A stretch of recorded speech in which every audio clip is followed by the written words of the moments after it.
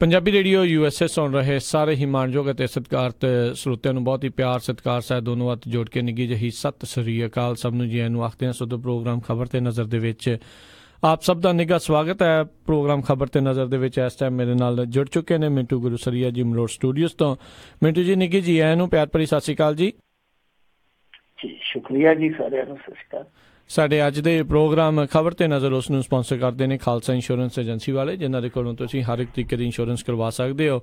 Insurance ਬਾਰੇ ਪਤਾ ਕਰਨ ਲਈ ਕਾਲ ਕਰ ਸਕਦੇ ਹੋ ਨੰਬਰ 408-272-2500 ਦੇ ਉੱਤੇ। ਇਸ ਦੇ ਨਾਲ ਕ੍ਰਿਸ਼ਨ ਧਨੋਤਾ ਜੀ ਯੂਬਾ ਸਿਟੀ ਤੋਂ, ਬਚਿੱਤਰ ਸਿੰਘ ਚਾਹਲ ਫਰੈਜ਼ਨੋ ਤੋਂ, ਮਹਿੰਦਰ ਸਿੰਘ ਮਨਜੀਤ ਕੌਰ ਤੱਖਰ ਮੋਡੈਸਟੋ ਤੋਂ, ਜਸਪਾਲ ਸਿੰਘ ਸੈਕਰਾਮੈਂਟੋ ਤੋਂ, ਜੱਸੀ ਗਿੱਲ ਪਲੰਬਿੰਗ ਵਾਲੇ ਬੇਕਰਸਫੀਲਡ ਤੋਂ, ਜਗਤਾਰ ਸਿੰਘ ਆਨੰਦਪੁਰੀ ਯੂਨੀਅਨ ਸਿਟੀ ਤੋਂ, ਸਟੋਨ ਸਰਕਲ ਪਾਰਕ ਵਾਲੇ ਸਾਰੇ ਸੀਨੀਅਰ ਬੇਕਰਸਫੀਲਡ ਤੋਂ, ਪ੍ਰਿੰਸੀਪਲ ਅਵਤਾਰ ਸਿੰਘ ਪੰਨੂ ਬੇਕਰਸਫੀਲਡ ਤੋਂ, ਤੇ GN ਟਾਇਰ ਐਂਡ ਲੂਬ ਵਾਲੇ, ਜਿਨ੍ਹਾਂ ਦੇ ਕੋਲੋਂ ਤੁਸੀਂ truck wash, oil change, air ਬ੍ਰੇਕਾਂ ਦਾ ਕੰਮ ਕਰਵਾ ਸਕਦੇ ਹੋ। ਨਵੇਂ ਪੁਰਾਣੇ ਟਾਇਰ ਬਹੁਤ ਹੀ ਵਾਜਿਬ ਕੀਮਤਾਂ ਤੇ ਤੁਸੀਂ ਜਿਹੜੀ ਉਹ ਖਰੀਦ ਸਕਦੇ ਹੋ। ਹੋਰ ਜਾਣਕਾਰੀ ਲਈ ਕਾਲ ਕਰੋ ਨਿੰਮਾ ਸਹੋਤਾ ਹੁਣਾਂ ਨੂੰ 209-277-1013 2092771013 ਦੇ ਉੱਤੇ। 2 ਲੋਕੇਸ਼ਨਸ ਹਨ ਇਹਨਾਂ ਦੀਆਂ, ਸੈਂਟਾਨੈਲਾ ਵਿੱਚ ਅਤੇ ਮਡੇਰਾ ਦੇ ਵਿੱਚ। ਤੇ ਅਸੀਂ ਇਹਨਾਂ ਸਾਰਿਆਂ ਦਾ ਬਹੁਤ ਬਹੁਤ ਧੰਨਵਾਦ ਕਰਦੇ ਹਾਂ। ਜੇਕਰ ਤੁਸੀਂ ਜਾਂ ਕੋਈ ਹੋਰ ਕਾਰੋਬਾਰ ਇਸ ਪ੍ਰੋਗਰਾਮ ਨੂੰ ਸਪਾਂਸਰ ਕਰਨਾ ਚਾਹੁੰਦੇ ਹੋ, ਸੰਪਰਕ ਕਰੋ ਨੰਬਰ 408-722-7698 ਦੇ ਉੱਤੇ, 4087227698 ਦੇ ਉੱਤੇ। ਮਿੰਟੂ ਜੀ, ਗੱਲਬਾਤ ਦਾ ਸਿਲਸਿਲਾ ਖਬਰਾਂ ਦੇ ਉੱਤੇ ਨਜ਼ਰ ਬਣਾਉਣ ਦਾ ਸਿਲਸਿਲਾ ਸ਼ੁਰੂ ਕਰਦੇ ਹਾਂ। ਹੁਣੇ ਤਾਜ਼ਾ ਖਬਰ ਜਿਹੜੀ ਆ ਰਹੀ ਹੈ ਕਿਤੇ ਨਾ ਕਿਤੇ NRIਆਂ ਨੂੰ ਖਾਸ ਕਰਕੇ ਥੋੜਾ ਧਰਵਾਸ ਵੀ ਦੇਵੇਗੀ। ਸੁਪਰੀਮ ਕੋਰਟ ਨੇ ਕਿਹਾ ਵੀ ਅਜੇ ਆਧਾਰ ਕਾਰਡ ਲਿੰਕ ਕਰਨ ਦੀ ਨਹੀਂ ਜ਼ਰੂਰਤ। ਬਿਲਕੁਲ ਰਾਹਤ ਵਾਲੀ ਖਬਰ ਹੈ। ਵੈਸੇ ਇੱਥੇ ਇੰਡੀਆ ਦੇ ਲੋਕ ਵੀ ਇਸ ਕੋਲੋਂ ਪਰੇਸ਼ਾਨ ਸਨ, ਦੁਖੀ ਸਨ। ਬੜੀ ਵੱਡੀ ਇੱਕ ਸਮੱਸਿਆ ਬਣੀ ਖਲੋਤੀ ਸੀਗੀ। ਬਹਰਹਾਲ ਇਹਦੇ ਵਿੱਚ ਵੱਡੀ ਅਪਡੇਟ ਜਾਂ ਵੱਡੀ ਰਾਹਤ ਇਹੋ ਹੀ ਆ ਕਿ ਜਿਹੜੀ ਡੈਡਲਾਈਨ ਸੀਗੀ 31 ਮਾਰਚ ਦੀ, ਉਹਨੂੰ ਐਕਸਟੈਂਡ ਕਰ ਦਿੱਤਾ ਅਗਲੇ ਹੁਕਮਾਂ ਤੱਕ। ਯਾਨੀ ਕੋਈ ਨਿਸ਼ਚਿਤ ਤਰੀਕ ਨਹੀਂ ਦਿੱਤੀ ਗਈ ਕਿ ਇਸ ਤਰੀਕ ਤੱਕ ਇਸ ਵਕਫੇ ਨੂੰ ਐਕਸਟੈਂਡ ਕੀਤਾ ਜਾਂਦਾ, ਬਲਕਿ ਅਨਿਸ਼ਚਿਤ ਤੌਰ ਤੇ ਆ, ਹਾਲੇ ਅਨਿਸ਼ਚਿਤ ਕਾਲ ਆ। ਯਾਨੀ ਕਿਸੇ ਸਮੇਂ ਵੀ ਇਹ ਤਰੀਕ ਜਿਹੜੀ ਐਕਸਟੈਂਡ ਕੀਤੀ ਗਈ ਹੈ ਇਹ ਖਤਮ ਹੋ ਸਕਦੀ ਹੈ ਜਾਂ ਇਹਨੂੰ ਫਿਰ ਅੱਗੇ ਐਕਸਟੈਂਡ ਕੀਤਾ ਜਾ ਸਕਦਾ। ਬਹਰਹਾਲ ਕੋਈ ਪੱਕੀ ਤਰੀਕ ਨਹੀਂ ਦਿੱਤੀ ਗਈ, ਪਰ ਆ ਜਿਹੜੇ 31 ਮਾਰਚ ਵਾਲੀ ਮਿਆਦ ਮਿਤੀ ਸੀਗੀ ਕਿ ਇਸ ਤੈਅ ਮਿਆਦ ਦੇ ਦੌਰਾਨ ਤੁਹਾਨੂੰ ਸਾਰੀਆਂ ਜਿਹੜੀਆਂ ਸੇਵਾਵਾਂ ਜਿੱਦਾਂ ਬੈਂਕ ਅਕਾਊਂਟ ਆ, ਸ਼ੇਅਰ ਸਟਾਕ ਆ, ਕ੍ਰੈਡਿਟ ਕਾਰਡ ਆ, ਗੈਸ, ਬੀਮਾ, public private fund, national saving certificate, mobile number, mutual fund, ਇਹੋ ਜਿਹੀਆਂ ਹੋਰ ਜਿਹੜੀਆਂ ਸਕੀਮਾਂ ਸੀਗੀਆਂ, ਇਹਨਾਂ ਸਾਰਿਆਂ ਨੂੰ ਜਿਹੜਾ ਲਿੰਕ ਕਰਾਉਣ ਦਾ ਇਹਨਾਂ ਨੇ ਸਮਾਂ ਦਿੱਤਾ ਸੀ 31 ਮਾਰਚ ਦਾ, ਉਹਨੂੰ ਸੁਪਰੀਮ ਕੋਰਟ ਨੇ ਟਾਲ ਦਿੱਤਾ। ਬਹਰਹਾਲ ਸਭ ਤੋਂ ਵੱਡੀ ਖਬਰ ਇਹ ਆ। ਔਰ ਸੁਪਰੀਮ ਕੋਰਟ ਨੇ ਇਹ ਕਿਹਾ ਕਿ ਜਦੋਂ ਤੱਕ ਸੰਵਿਧਾਨਕ ਬੈਂਚ ਇਸ ਮਾਮਲੇ ਤੇ ਕੋਈ ਆਖਰੀ ਫੈਸਲਾ ਨਹੀਂ ਸੁਣਾ ਦਿੰਦਾ, ਉਦੋਂ ਤੱਕ ਇਹ ਜਿਹੜੀ ਐਕਸਟੈਂਡ ਕੀਤੀ ਗਈ ਆ ਜਾਂ ਜਿਹੜੀ ਇਹ ਡੈਡਲਾਈਨ ਸਟੇ ਕੀਤੀ ਗਈ ਆ ਉਹ ਬਰਕਰਾਰ ਰਹੇਗੀ। ਮਤਲਬ ਅਗਲੇ ਹੁਕਮਾਂ ਤੱਕ ਏਦਾਂ ਸਮਝਿਆ ਜਾ ਸਕਦਾ ਕਿ ਆਧਾਰ ਤੋਂ ਇੱਕ ਦਫਾ ਛੁਟਕਾਰਾ ਹੋ ਗਿਆ, ਇੰਡੀਅਨ ਲੋਕਾਂ ਦਾ ਵੀ, ਜਿਹੜੇ NRI ਸੀ ਉਹਨਾਂ ਦਾ ਵੀ। ਸੋ ਅਸੀਂ ਕਹਿ ਸਕਦੇ ਹਾਂ ਕਿ ਵਧਾਈ ਵਾਲੀ ਖਬਰ ਹੈ, ਸਾਰਿਆਂ ਨੂੰ ਵਧਾਈ ਹੋਵੇ ਕਿ ਇੱਕ ਵਾਰੀ ਆਧਾਰ ਤੋਂ ਖੜਾ ਛੁੱਟ ਗਿਆ। ਫਿਰ ਅੱਗੇ ਦੇਖੋ ਹੁਣ ਕੀ ਬਣਦਾ। ਉਹਦਾ ਕਾਫੀ ਤੁਹਾਡੇ ਤੇ ਇੱਥੇ ਖਲਬਲੀ ਸੀਗੀ। ਸਾਡੇ ਪੰਜਾਬ ਦੇ ਬੈਂਕਾਂ ਦੇ ਵਿੱਚੋਂ ਬਹੁਤ ਸਾਰਾ ਪੈਸਾ ਜਿਹੜਾ NRI ਕਢਾ ਰਹੇ ਸੀਗੇ ਕਿ 31 ਮਾਰਚ ਤੋਂ ਬਾਅਦ ਪਤਾ ਨਹੀਂ ਕੀ ਬਣਨਾ ਕੀ ਨਹੀਂ ਬਣਨਾ। ਮੇਰੇ ਖਿਆਲ ਦੇ ਨਾਲ ਹੁਣ ਦੇਖ ਲੈਣਾ ਚਾਹੀਦਾ, ਥੋੜਾ ਇੰਤਜ਼ਾਰ ਕਰ ਲੈਣਾ ਚਾਹੀਦਾ ਕਿ ਅੱਗੇ ਕੀ ਬਣੂਗਾ। ਜੀ ਬਿਲਕੁਲ ਆਈ ਥਿੰਕ ਕਿਤੇ ਨਾ ਕਿਤੇ ਥੋੜੀ ਜਿਹੀ ਰਾਹਤ ਤਾਂ ਜਿਹੜੀ ਜ਼ਰੂਰ ਮਿਲੀ ਹੈ। ਤੇ ਬਾਕੀ ਵੈਸੇ ਵਾਕਿਆ ਕਰੋੜਾਂ ਰੁਪਈਆਂ ਦਾ ਜਿਹੜਾ ਲੋਕਾਂ ਨੇ ਜਿਹੜੇ ਉੱਥੋਂ ਕਹਿ ਲਓ ਵੀ ਪੈਸੇ ਜਿਹੜੇ ਆ ਘਟਾ ਲਏ ਨੇ। ਆਈ ਥਿੰਕ ਨੀਤੀਆਂ ਜਿਹੜੀਆਂ ਆ ਤੇ ਨੀਤ ਵੀ ਜਿਹੜੀ ਉਹ ਸਾਫ਼ ਨਹੀਂ ਆ ਉੱਥੋਂ ਦੀ ਸਰਕਾਰ ਦੀ ਵੀ, ਕਰਨਾ ਕੀ ਚਾਹੁੰਦੇ ਆ ਇਸ ਪੂਰੇ ਆਧਾਰ ਕਾਰਡ ਨੂੰ ਲੈ ਕੇ। ਤੇ ਆਲਰੇਡੀ ਦੇਖੋ ਫਰੈਂਚ ਦੇ ਉਹ ਇੱਕ ਰਿਸਰਚਰ ਨੇ ਵੀ ਕੱਲ੍ਹ ਦੱਸਿਆ ਸੀਗਾ ਵੀ ਕਿੰਨੇ ਹੀ ਜਿਹੜੇ ਆਧਾਰ ਕਾਰਡ ਦਾ ਉਹਨਾਂ ਦੀ ਇਨਫੋਰਮੇਸ਼ਨ ਜਿਹੜੀ ਉੱਥੇ ਪਈ ਆ। ਤੇ ਇੱਕ ਹੋਰ ਮੈਂ ਖਬਰ ਪੜ੍ਹ ਰਿਹਾ ਸੀ, ਕਹਿੰਦੇ ਤਕਰੀਬਨ 3.25 ਕਰੋੜ ਜਿਹੜੇ ਬੋਗਸ ਰਾਸ਼ਨ ਕਾਰਡ ਆ ਇਹ ਆਧਾਰ ਲਿੰਕ ਦੇ ਕਰਕੇ ਜਿਹੜੇ ਉਹ ਪਤਾ ਲੱਗੇ ਨੇ। ਨਹੀਂ, ਏਦਾਂ ਤਾਂ ਫਾਇਦਾ ਵੀ ਹੋਇਆ, ਆਧਾਰ ਕਾਰਡ ਦਾ ਬਹੁਤ ਫਾਇਦਾ ਵੀ ਹੋਇਆ। ਜਿੱਦਾਂ ਗੈਸ ਸਬਸਿਡੀ ਸੀਗੀ ਉਹ ਬੜੀ ਗਲਤ ਸਬਸਿਡੀ ਲਈ ਜਾਂਦੀ ਸੀਗੀ, ਕੁਛ ਲੋਕ ਉਸ ਸਬਸਿਡੀ ਨੂੰ ਲੈ ਜਾਂਦੇ ਸੀ, ਗਰੀਬ ਰਹਿ ਜਾਂਦੇ ਸੀਗੇ। ਉਹ ਕਾਲਾ ਮਿਲਾ ਸਭ ਤੋਂ ਪਹਿਲਾਂ ਉਹ ਰੁਕਿਆ ਸੀਗਾ, ਸਭ ਤੋਂ ਪਹਿਲਾਂ। ਔਰ ਇਹ ਆਧਾਰ ਕਾਰਡ ਲਿਆਂਦਾ ਹੀ ਇਸੇ ਕਰਕੇ ਗਿਆ ਸੀਗਾ ਕਿ ਆ ਜਿਹੜੀਆਂ ਕਲਿਆਣਕਾਰੀ ਯੋਜਨਾਵਾਂ ਨੇ ਇਹਦੇ ਵਿੱਚ ਜੋ ਗੜਬੜ ਚਾਲਾ ਚੱਲਦਾ ਇਹਨੂੰ ਰੋਕਿਆ ਜਾਵੇ। ਮਿਡ ਡੇ ਮੀਲ ਦੇ ਵਿੱਚ ਲਾਗੂ ਕੀਤਾ ਗਿਆ ਸੀਗਾ, ਉੱਤਰੀ ਪੂਰਬੀ ਰਾਜਾਂ 'ਚ ਬਹੁਤ ਸਾਰੇ ਇਸ ਤਰ੍ਹਾਂ ਦੇ ਫਰਜ਼ੀ ਮਾਮਲੇ ਫੜੇ ਗਏ ਸੀਗੇ। ਸੋ ਇਹ ਸਾਰੀਆਂ ਚੀਜ਼ਾਂ ਤੇ ਫਾਇਦੇਮੰਦ ਆ, ਪਰ ਜਿਹੜਾ ਇਹਨਾਂ ਨੇ ਅੱਗੇ ਵਧਾ ਦਿੱਤਾ, ਇੱਥੋਂ ਤੱਕ ਕਰ ਦਿੱਤਾ ਕਿ ਜੇ ਤੁਸੀਂ ਕੱਚਾ ਬਨੈਣ ਖਰੀਦੋਗੇ ਤਾਂ ਵੀ ਤੁਹਾਨੂੰ ਸ਼ਾਇਦ ਆਧਾਰ ਦਿਖਾਉਣਾ ਪਊਗਾ। ਸੋ ਇਹ ਦੂਰ ਤੱਕ ਲੈ ਗਏ ਨਾ ਖਿੱਚ ਕੇ ਮੋਦੀ ਸਾਹਿਬ ਨੇ, ਤੇ ਆਧਾਰ ਕਾਰਡ ਨੂੰ ਇੱਕ ਤਮਾਸ਼ਾ ਹੀ ਬਣਾ ਲਿਆ। ਹਰੇਕ ਥਾਂ ਤੇ ਆਧਾਰ ਕਾਰਡ, ਹਰੇਕ ਥਾਂ ਤੇ ਆਧਾਰ ਕਾਰਡ। ਸੋ ਇੱਥੇ ਤੱਕ ਦੇਖੋ ਨਾ, ਹੁਣ ਤੁਹਾਡਾ ਆਧਾਰ ਕਾਰਡ ਜਿਹੜਾ ਉਹ ਬੈਂਕ ਖਾਤੇ ਨਾਲ ਵੀ ਹੈ। ਅੱਗੇ ਤੁਸੀਂ ਈ ਵਾਲਟ ਯੂਜ਼ ਕਰਦੇ ਹੋ, ਮਤਲਬ ਇੰਡੀਆ ਦੇ ਵਿੱਚ ਜਿੱਦਾਂ ਹੁਣ ਮੈਂ ਪੇਟੀਐਮ ਯੂਜ਼ ਕਰਦਾ, ਤਾਂ ਡਿਜੀਟਲ ਲੈਣ ਦੇਣ ਦਾ ਨਾਲੇ ਤੇ ਕਹਿੰਦੇ ਕਿ ਤੁਸੀਂ ਖੁੱਲੇ ਰੂਪ ਦੇ ਵਿੱਚ ਕਰੋ। ਦੂਜੇ ਪਾਸੇ ਇੱਕ ਦਫਾ ਤੁਸੀਂ ਜੇ ਆਪਣਾ ਆਧਾਰ ਕਾਰਡ ਲਿੰਕ ਕਰਾ ਲਿਆ ਬੈਂਕ ਖਾਤਿਆਂ ਦੇ ਨਾਲ, ਬਾਅਦ ਦੇ ਵਿੱਚ ਫਿਰ ਤੁਹਾਡੇ ਤੋਂ KYC ਮੰਗੀ ਜਾਂਦੀ ਹੈ। ਮਤਲਬ ਕਿ ਜਿਹੜੇ ਈ ਵਾਲਟ ਆ ਉਹਨਾਂ ਦੇ ਨਾਲ ਵੀ ਤੁਸੀਂ ਆਧਾਰ ਕਾਰਡ ਲਿੰਕ ਕਰੋ। ਹੁਣ ਦੇਖੋ, ਤੁਸੀਂ ਡੈਬਿਟ ਕਾਰਡ ਜਾਂ ਕ੍ਰੈਡਿਟ ਕਾਰਡ ਤੋਂ ਹੀ ਪੈਸਾ ਕਰਨਾ ਨਾ ਈ ਵਾਲਟ ਦੇ ਵਿੱਚ, ਤਾਂ ਜਦੋਂ ਆਲਰੇਡੀ ਤੁਹਾਡਾ ਬੈਂਕ ਦੇ ਨਾਲ ਆਧਾਰ ਕਾਰਡ ਲਿੰਕ ਆ, ਫਿਰ ਦੂਸਰੀ ਦਫਾ ਕਿਉਂ? ਸੋ ਸਿਆਪੇ ਤੇ ਸਿਆਪਾ, ਸਿਆਪੇ ਤੇ ਸਿਆਪਾ। ਇੱਕ ਵਾਰੀ ਤਾਂ ਵੈਸੇ ਕਹਿ ਸਕਦੇ ਕਿ ਹੁਣ ਇਸ ਸਿਆਪੇ ਤੋਂ ਛੁਟਕਾਰਾ ਹੋਇਆ। ਦੇਖੋ ਜੇ ਸਮਾਂ ਲੰਘ ਜਾਵੇ, ਉਹਦਾ ਮੇਰੇ ਖਿਆਲ ਦੇ ਨਾਲ ਸੁਪਰੀਮ ਕੋਰਟ ਨੂੰ ਪੱਕੇ ਤੌਰ ਤੇ ਇਹਦੇ ਤੇ ਛੇਤੀ ਤੋਂ ਛੇਤੀ ਫੈਸਲਾ ਦੇਣਾ ਚਾਹੀਦਾ, ਤਾਂ ਕਿ ਇੱਕ ਪਾਸਾ ਹੋ ਜੇ ਹਾਰ ਜਾਂ ਪਾਰ। ਜੀ ਤੇ ਮਿੰਟੂ ਜੀ, ਇੱਕ ਖਬਰ ਮੈਂ ਹੋਰ ਪੜ੍ਹ ਰਿਹਾ ਸੀਗਾ ਵੀ ਕਹਿੰਦੇ ਫੋਨ ਦੇ ਉੱਤੇ ਆਧਾਰ ਕਾਰਡ ਕਿਸੇ ਤੋਂ ਮੰਗਿਆ ਨਹੀਂ ਜਾ ਸਕਦਾ ਤੇ ਕਿਸੇ ਨੂੰ ਨਹੀਂ ਵੀ ਦੇਣਾ ਵੀ ਨਹੀਂ ਚਾਹੀਦਾ। ਕੁਛ ਏਦਾਂ ਦੀ ਵੀ ਕੋਈ ਖਬਰ ਜਿਹੜੀ ਸੁਣਨ ਨੂੰ ਆਈ ਸੀਗੀ। ਬਿਲਕੁਲ ਏਦਾਂ ਤੋਂ ਮੇਰੇ ਖਿਆਲ ਦੇ ਨਾਲ ਗਰੇਜ਼ ਕਰਨਾ ਚਾਹੀਦਾ।